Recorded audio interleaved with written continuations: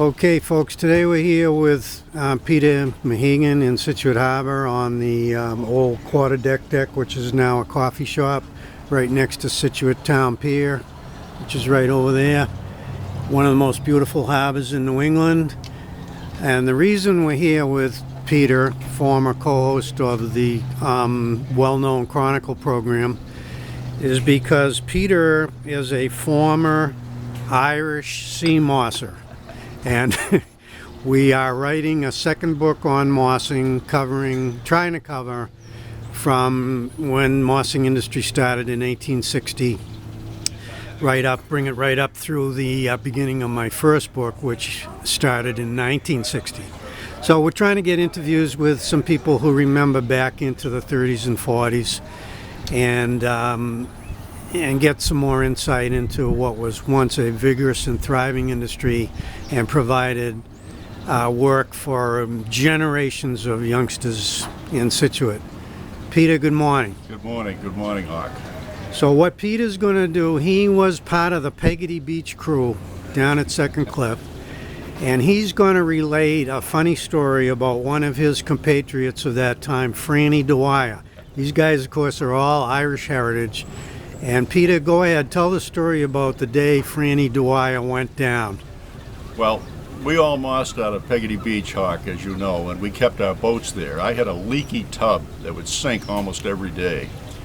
And Franny's, I think, had a few leaks in it too. These were all old dories. And this one day we were mossing at Third Cliff, which was one of our preferred locations because it was close to Peggotty where we anchored our boats.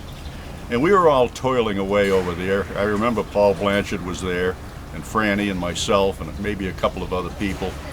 And all of a sudden, I heard a yell. We were doing very well, by the way.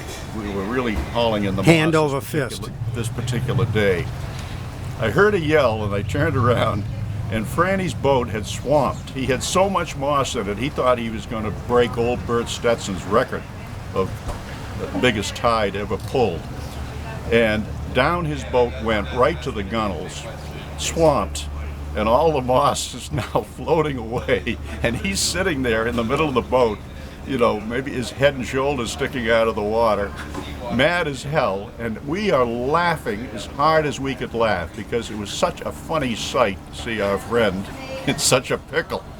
So, as I recall, we all came over and bailed the boat as best we could and saved as much moss as we could, and he had to row it home with all that water in it.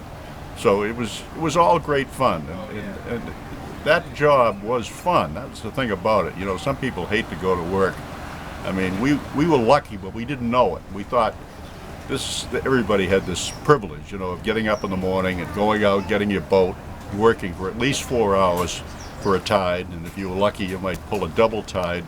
If the tide was real low in the morning, you could go again at night. So it was a memorable time, for sure.